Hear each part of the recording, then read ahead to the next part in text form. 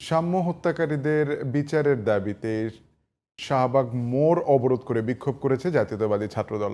এর আগে শাহবাগ থানা ঘেরাও করে সাম্যের হত্যাকারীদের দ্রুত গ্রেপ্তারের দাবি জানিয়েছেন ঢাকা বিশ্ববিদ্যালয়ের সাধারণ শিক্ষার্থীরা। এছাড়া রাজু ভাস্কর্যের সামনে সমাবেশ থেকে নিরাপদ ক্যাম্পাস এবং এ ধরনের হত্যার ঘটনা যাতে আর না ঘটে সেই দাবি জানিয়েছেন শিক্ষার্থীরা।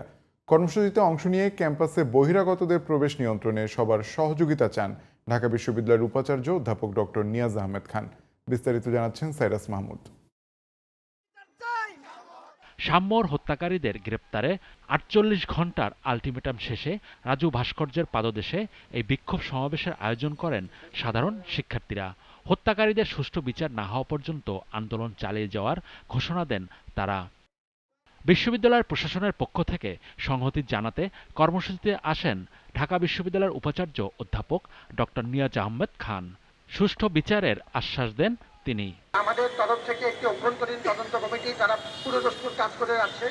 প্রত্যক্ষদর্শীদের জবান প্রক্রিয়া শুরু হয়েছে। আজকেও দুজনের জবানবন্দি নেওয়া হবে এবং সাক্ষ্য নেওয়া হবে। আমাদের তরফ থেকে আমরা একটি ইন্ডিপেন্ডেন্ট তদন্ত কমিটি চালিয়ে নিয়েছে। আমাদের অত্যন্ত শক্তিশালী একটি কমিটি, আমাদের কলা পরিষদের ডিন মহোদয়ের নেতৃত্বে এবং আমাদের আইনের ডিন মহোদয়ের সদস্য আছেন। আমরা মিডিয়ার মতামত নেওয়ার চেষ্টা করছি। আমরা চাই যে এই বিষয়টি রাজনৈতিক দলাদলির ঊর্ধ্বে উঠে সবাইকে সাথে নিয়ে এই মর্মন্তুদ হত্যাকাণ্ডের বিচার দ্রুততম সময়ে করতে, এবং এই ব্যাপারে আমাদের তরফ থেকে যা করণীয় আমরা করব, আপনার তরফ থেকে যা করণীয় সেটা আপনি করবেন, এবং সবাই মিলে আমরা পুলিশকে সহযোগিতা চাই। রাজু ভাস্কর্যের পাদদেশের সমাবেশ শেষে বিক্ষোভকারীরা শাহবাগ থানা ঘেরাও করেন। পরে গণমাধ্যম কর্মীদের সাথে মামলার অগ্রগতি নিয়ে কথা বলেন বিশ্ববিদ্যালয়ের শিক্ষকরা।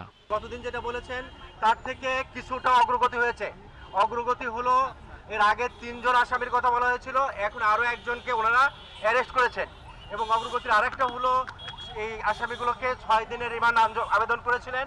এই ৬ দিনের রিমান্ডের আবেদন মঞ্জুর হয়েছে এবং ইন্টিগ্রেশন সেলে থাকবে, এবং সেই ক্ষেত্রে আমাদের শিক্ষার্থী যারা আছে প্রয়োজনে তাদেরও সহযোগিতা নেওয়া হবে। আশা করি স্বরাষ্ট্র উপদেষ্টার সাথে মিটিং থেকে আমরা একটা দিক নির্দেশনা পাবো, সেটা আবার আমরা তোমাদের সাথে পরে শেয়ার করবো এবং সেই অনুসারে আমরা আমাদের পরবর্তী করণীয় নির্ধারণ করবো। আর ইতিমধ্যে আমাদের যা আছে সবগুলো নিয়ে আমরা এগিয়ে যাবো। এদিকে দ্রুততম সময়ে দোষীদের গ্রেপ্তার ও বিচার নিশ্চিত করার দাবিতে অপরাজেয় বাংলার পাদদেশে বিক্ষোভ করে ঢাকা বিশ্ববিদ্যালয়ের ছাত্রদল। Cyrus Mahmud, GTV news, Dhaka.